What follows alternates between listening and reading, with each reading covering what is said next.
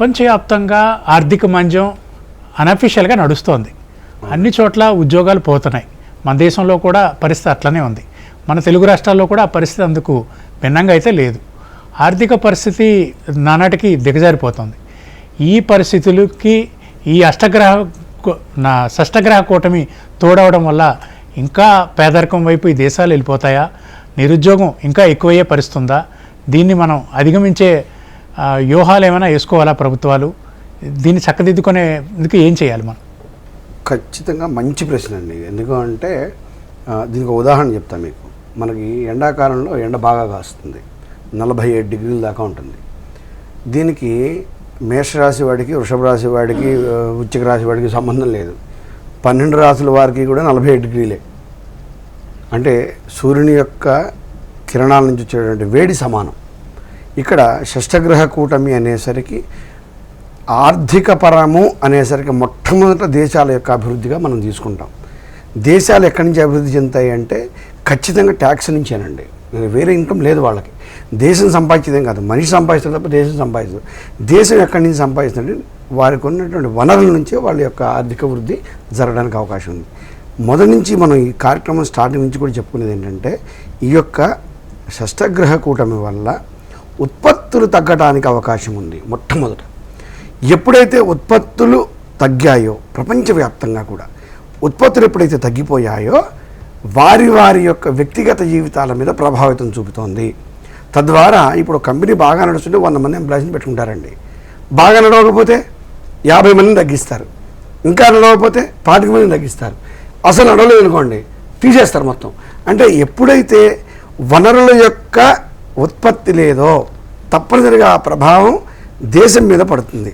దేశం మీద ఎప్పుడైతే ఎందుకు పడుతుంది అంటే ట్యాక్సుల రూపంలోనే ప్రభుత్వాలు నడిచేది. ఇక్కడైనా, అమెరికా అయినా, ఇంకో దేశమైనా సరే, మనకుంటే ప్రపంచ దేశాలు అన్నీ కూడా అంతే. అంటే ఈ యొక్క ట్యాక్స్ రూపంలోనే ప్రభుత్వాలు పరిపాలింపబడతాయి. ఇక్కడ మానవ జీవితానికి వచ్చేసరికి ఉద్యోగాల మీద తప్పనిసరిగా ప్రభావం ఉంటుంది. కానీ ఎంతకాలం ఉంటుంది అని చూస్తే మనకి 47 డిగ్రీలు ఎంతకాలం ఉంటుంది? ఓ నెల 2 నెలలు ఉంటుంది. తర్వాత తిరిగి వర్షాకాలం వస్తుంది, మళ్ళీ శీతాకాలం వస్తుంది, చలి వస్తుంది, మళ్ళీ ఎండ వస్తుంది. అంటే ఈ షష్టగ్రహ కూటమి వల్ల ఏర్పడేటువంటి, ఇందాక శివగారు చెప్పినట్టు ఏప్రిల్ 13 అనేది ఖచ్చితంగా 13 రోజుల కాలమే సందిగ్ధం. కానీ అంటే ఒక మనిషికి యాక్సిడెంట్ అయిందనుకోండి, యాక్సిడెంట్ అయినప్పుడు నొప్పి అప్పుడే ఉండదు. 45 రోజుల ప్రభావం, వాడు 45 రోజులు భరించాల్సిందే, మంచంలో ఉండాల్సిందే అది కట్టుకున్న దాకా. అలా ఈ యొక్క షష్టగ్రహ కూటమి వల్ల ఈ 13 రోజుల్లో మాత్రమే ఏర్పడేది నేను అంగీకరించను. తప్పనిసరిగా 8 నెలల కాలం ఖచ్చితంగా చెప్తున్నాను. జ్యోతిష్ శాస్త్రపరంగా గర్గ మహర్షి యొక్క సిద్ధాంతం పరంగా నేను ఖచ్చితంగా చెప్తున్నాను. 8 నెలల కాలం దీని ప్రభావం ఉండబోతోంది. ఉద్యోగాలే కాదు, వ్యాపారాలే కాదు, భాగస్వామ్య ఒప్పందాలే కాదు, 2 దేశాల మధ్య ఉన్నటువంటి ఆర్థిక స్థితిగతులే కాదు, ప్రపంచ దేశాల ఆర్థిక మాంద్యం విషయమే కాదు, ఖచ్చితంగా జరగడానికి ఎక్కువ అవకాశాలు ఉన్నాయి. ఇంకా దీని నుంచి బయటపడడానికి కేవలం భగవద్ధ్యానం చేస్తూ కూర్చుంటే కడుపు నిండుతుందా? 80% నిండదు. నేను జై శ్రీరామ్ జై శ్రీరామ్ జై శ్రీరామ్ అంటే ఆకలి బహుశా మర్చిపోగలుగుతాను, కానీ ఆకలిని ఆపలేను. రాత్రికో, రేపు రాత్రికో, ఎల్లుండి రాత్రికో తప్పనిసరిగా ఓ పండో ఫలమో తినాల్సిందే నేను. కాబట్టి ఇక్కడ భగవద్ధ్యానం ఎంత ఇంపార్టెంటో దీనితో పాటు ప్రభుత్వాలు తీసుకునే నిర్ణయాలు కూడా అంత ఇంపార్టెంట్. ఎందుకంటే పోయినసారి ఎప్పుడో 62లోనో 68లోనో ఇప్పుడు పరిపాలించిన వాళ్ళు లేరు, నేను లేను. కానీ రీసెంట్గా 2019లో మనకు జరిగినటువంటి పరిణామాలు కళ్ళకు కట్టినట్టుగా ఇప్పటికీ వీడియోల రూపంలో మన దగ్గర ఉన్నాయి. కరోనా ఇబ్బంది ఏంటని మనం నెట్లో కొడితే ఇప్పటికీ వీడియోలు ఉన్నాయి మన దగ్గర. ఎన్ని ఇబ్బందులు పడ్డారు ప్రజలు అనేది.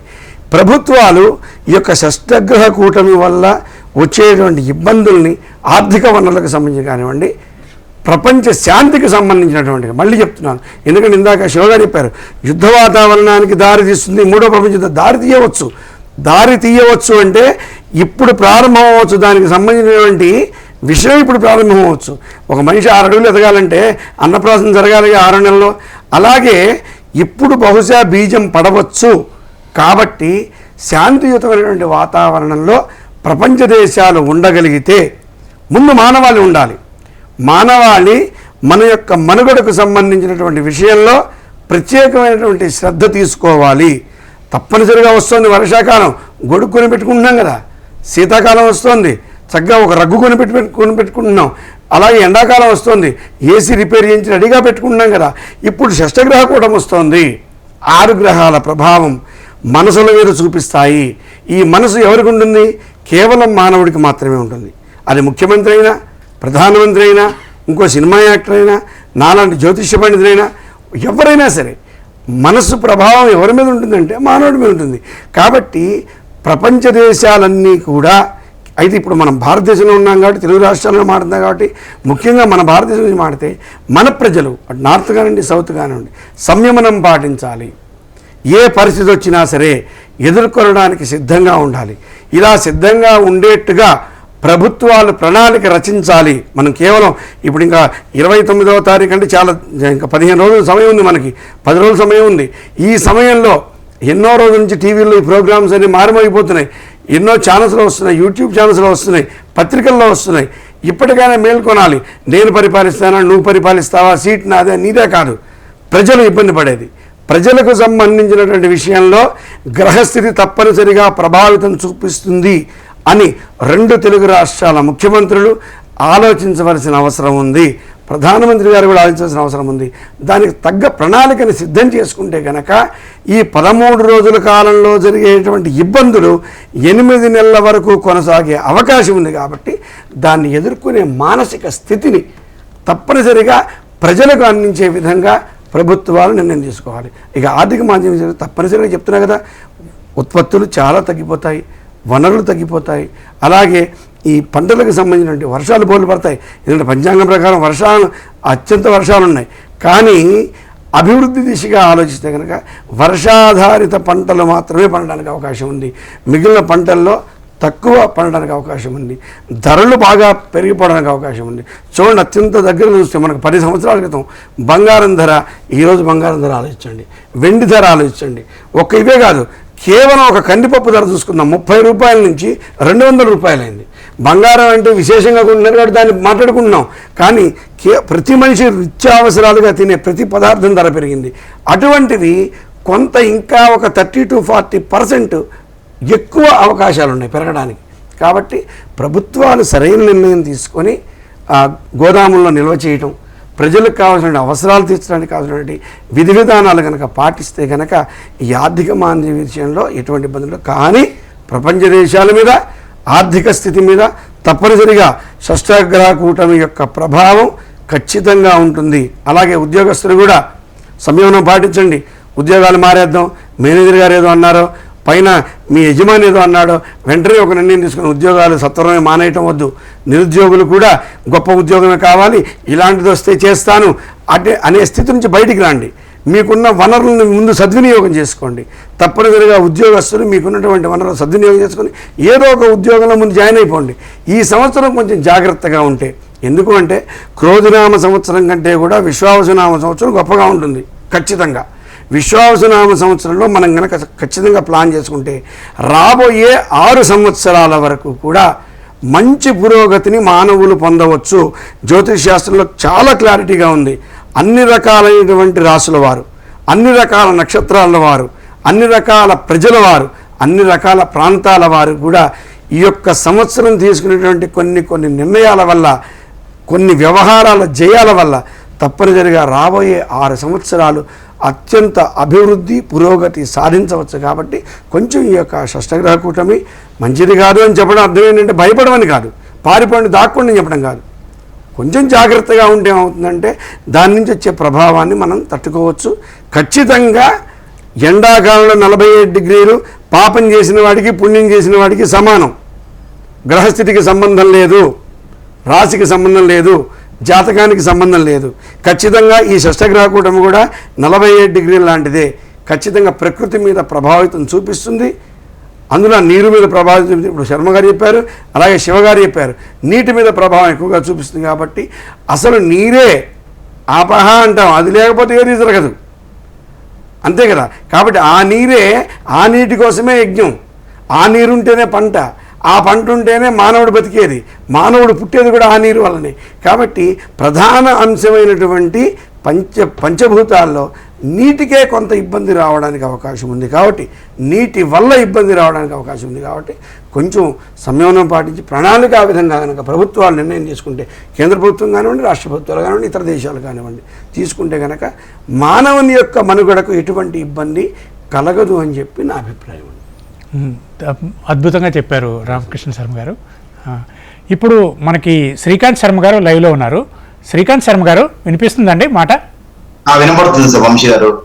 శ్రీకాంత్ శర్మ గారు, ఈ షష్టగ్రహ కూటమి ప్రభావం ఎలా ఉండబోతుంది మన మానవ జీవితాల మీద?